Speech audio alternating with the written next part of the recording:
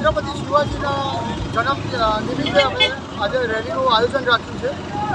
એક સારા મેસેજ સાથે અમે લોકો આ રેલીનું આયોજન કર્યું છે કે જે રીતે છત્રપતિ શિવાજી એ એકતાનું એક બહુ મોટા સ્વરૂપ હતા, પ્રતીક હતા, એ રીતે એમની યાદમાં આજે એક એકતાનું રેલી કાઢી છે અને અમે હર વર્ષે આ રીતે કાઢવાનો પ્રયત્ન અમારો રહેશે। રેલી કાઢવાનો મુખ્ય ઉદ્દેશ એ હતો કે આના લીધે આપણા ભાઈચારામાં, એકતામાં શિવાજી એવા પહેલા વ્યક્તિત્વ હતા જે બધા ધર્મના લોકોને લઈ અને દેશની આઝાદી માટે લડતા હતા।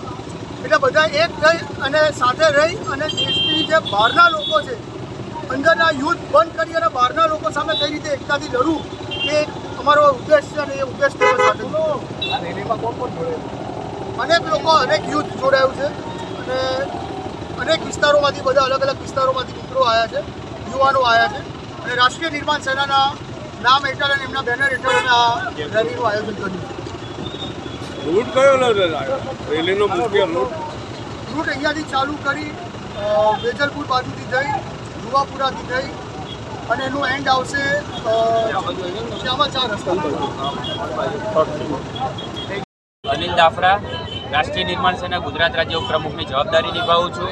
આવતીકાલના રોજ છત્રપતિ શિવાજી મહારાજજીની જન્મજયંતિ હોય, આજ રોજ અમે રાષ્ટ્રીય નિર્માણ સેનાના તમામ હોદ્દેદારો, સંગઠનના મિત્રો, કાર્યકર્તા મિત્રોએ આજ રોજ ઉજવણીના ભાગરૂપે અમે રેલી કાઢી રહ્યા છીએ અને આવનારા સમયમાં યુવાનોને અન્યાયની સામે લડતા અને છત્રપતિ શિવાજી મહારાજજીના જે જીવન ઉપર એક એમના જે બોધપાઠ જે આવનારા સમયમાં બાળકોને મળે, યુવાનોને મળે અને એના ઉપરથી એ લોકો ક્યાંક અન્યાયની સામે લડતા થાય, એ હેતુથી અમે આજ રાષ્ટ્રીય નિર્માણ સેના દ્વારા એક ઉજવણીના ભાગરૂપે આ રેલીનું આયોજન કરેલ છે। રેલી કયા વિસ્તારમાં?